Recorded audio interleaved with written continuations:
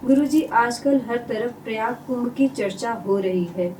सभी लोग वहां जाने को उत्सुक हैं। स्नान करके पुण्य प्राप्त करना चाहते हैं। गुरुदेव, यदि कुंभ स्नान न कर सके तो क्या कोई ऐसा मार्ग है कि आप घर में ही उसका लाभ प्राप्त कर सकें?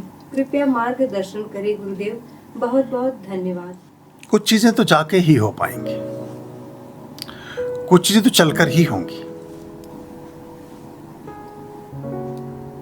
माता पिता ने संतान की कामना की कि हमारे घर में बेटे का जन्म हो या बेटी का जन्म हो, और वहां परमात्मा सोचे, बोले हुए तो पड़े हैं, इतने सारे बेटे बेटी हैं तो मान लो है, पर आपको विश्वास नहीं आएगा।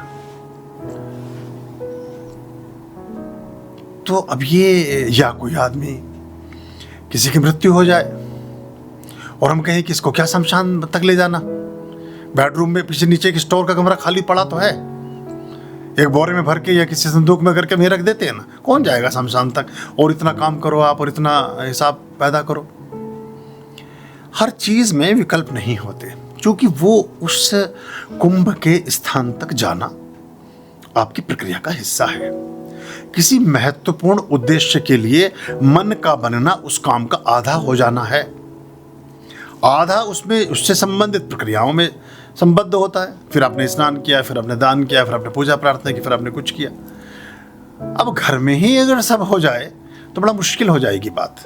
और फिर वो ये, अगर हम उतना भी परिश्रम ना कर सकें तो बड़ी सदाशयता और बड़ी ईमानदारी से मैं आपको एक शिक्षा देता हूं कि उसके प्रतिफलों की प्रवंचना से बचें, उसके लाभों से मुक्ति पाएं। फिर स्नान करके भी क्या कर लेना है, फिर ठीक ही है ना। कुंभ है तो लगा हुआ सबके बीच में, इसके लिए तो रोज काम कर रहे हैं।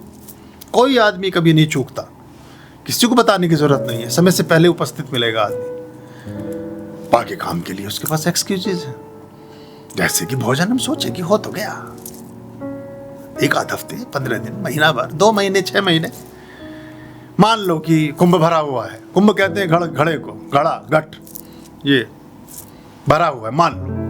जैसे कि मान लिया कि हो गया स्नान, ऐसे मान ले कि हो गया भोजन, पहन लिया वस्त्र, बैठे हैं अपना दिगंबर परमहंस बन के, और कहां तक जाना, बाथरूम तक, हो गया सब, हो गया सब। आर्याम अभयाम भज रे चित संततम आर्याम